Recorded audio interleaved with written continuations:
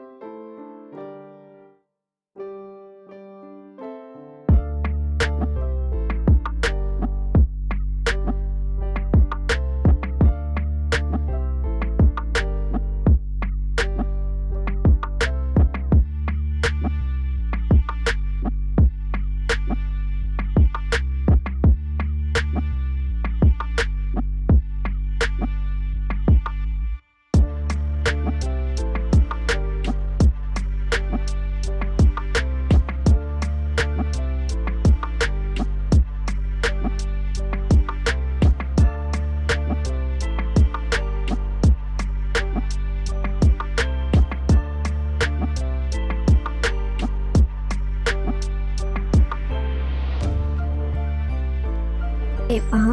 मी इथे 3 लाईन विणून घेतलेल्या आहेत. तर आपले एक खूप छान असं टेबल मॅट तयार होणार आहे. एक वेगळी अशी डिझाईन मी तुमच्यासोबत शेअर करत आहे आणि ती अगदी सोपी ही आहे.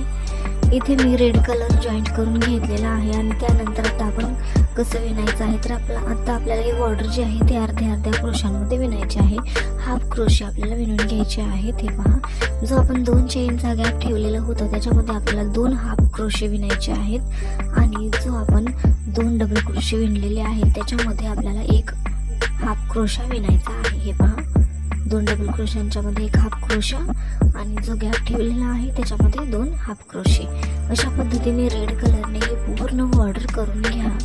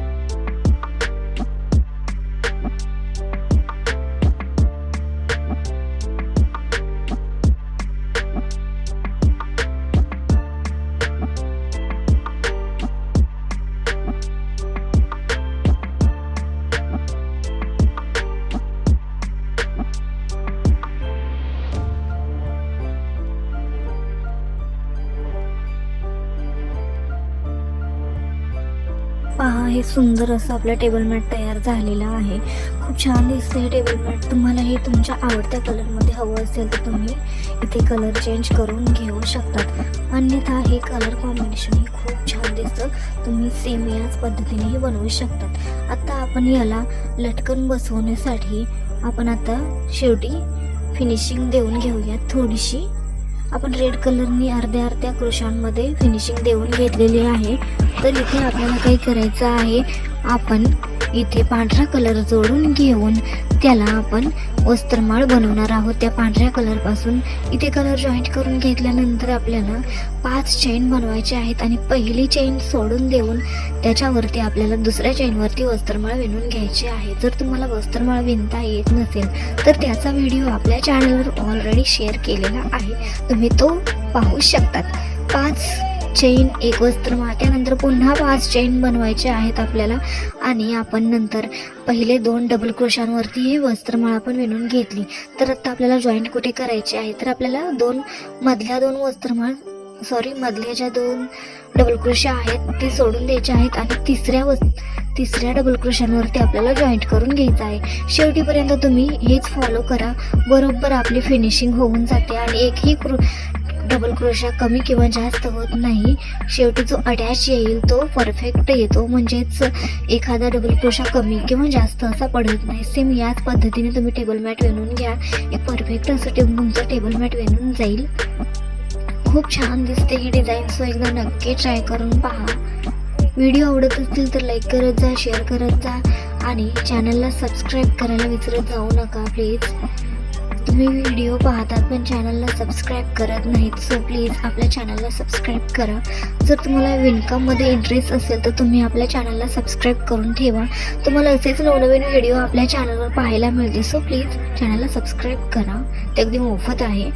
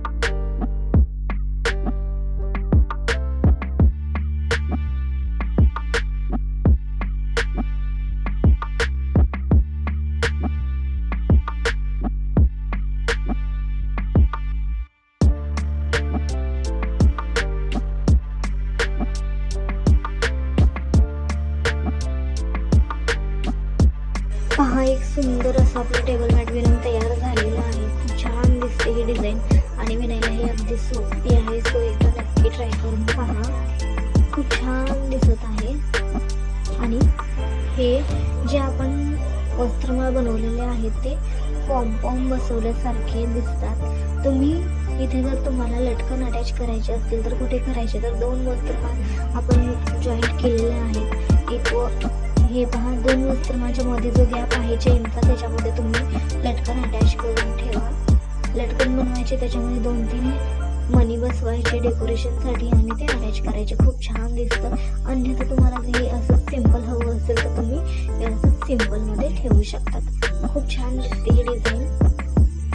व्हिडिओ आवडला असेल तर लाईक करा, शेअर करा, कमेंट करा, चॅनलला सबस्क्राईब करा। भेटूयात अशाच नवनवीन व्हिडिओ सोबत, तोपर्यंत धन्यवाद, बाय, टेक केअर।